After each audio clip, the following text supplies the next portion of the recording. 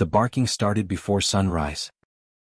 Ben was pouring coffee when he heard it, sharp, insistent, coming from the pasture beyond the barn. His old border collie, Daisy, never barked without reason. She was the kind of dog that saved her voice for things that mattered.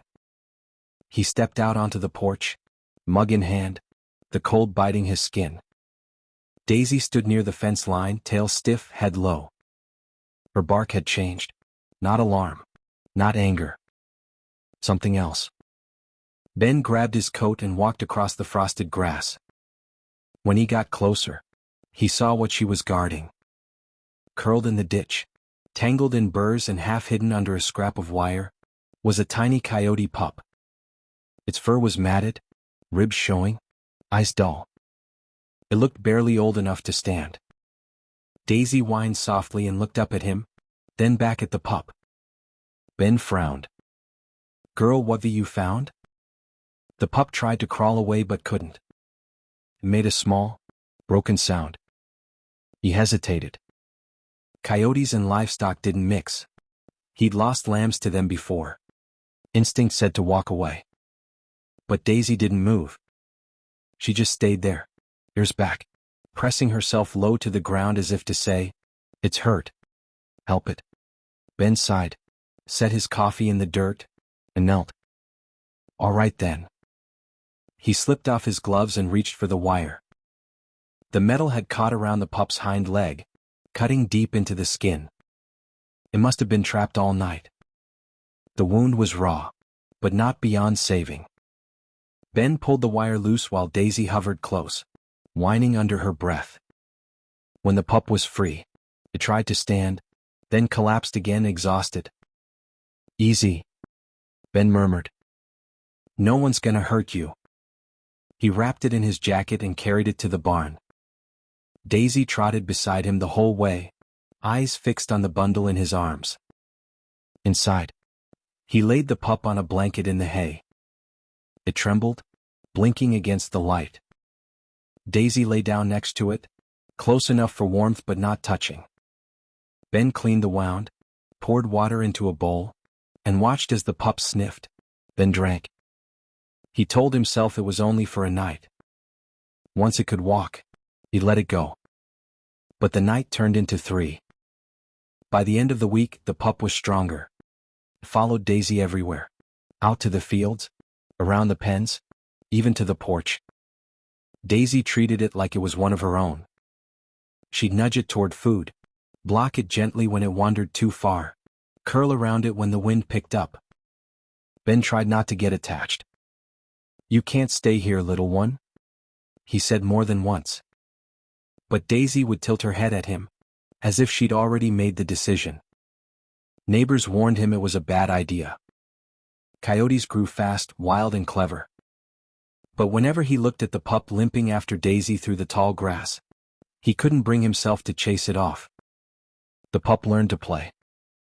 It would hide behind fence posts and spring out when Daisy passed, yipping in delight.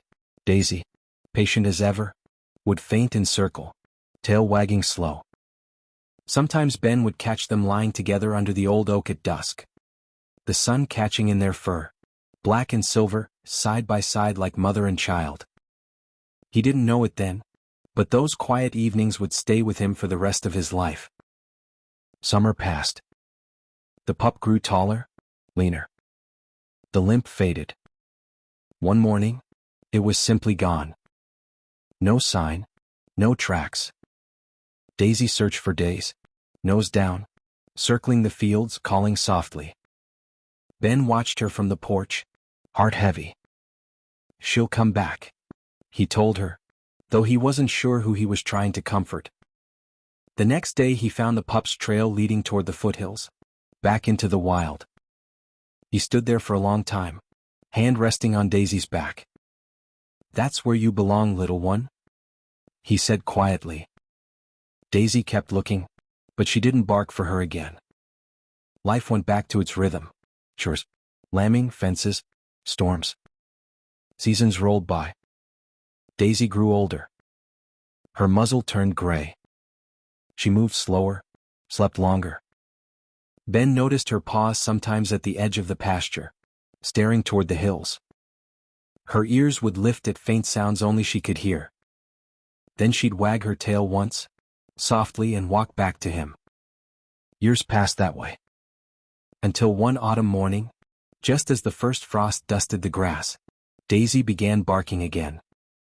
Ben stepped outside, expecting stray cattle or a fox. But Daisy wasn't facing the barn this time. She was looking toward the ridge. He followed her gaze and froze.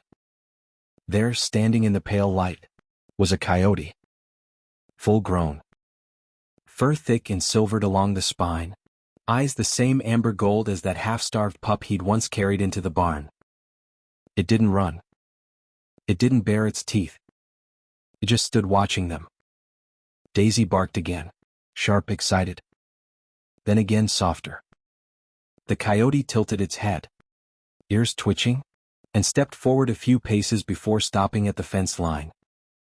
For a moment the two just looked at each other, the wind stirring between them. Then movement caught his eye. Ben's throat tightened. "Well, I'll be," he whispered. Behind the coyote, half hidden in the grass, a smaller shape stumbled out. A tiny pup, awkward on its feet, blinking against the morning sun. The adult nudged it gently forward, toward the fence. Daisy went still, tail wagging once before she lowered her head. The coyote pup sniffed the air, then sat down beside its mother. None of them moved for a long time. It was as if the world had stopped breathing. Then the adult coyote turned its gaze toward Ben, steady, calm, and unafraid. For a second he thought he saw something in those eyes he couldn't name. Recognition, maybe? Gratitude. He gave a low yip, almost like a bark, and nudged its pup back toward the hills. Daisy watched them go, tail swaying slowly, eyes bright.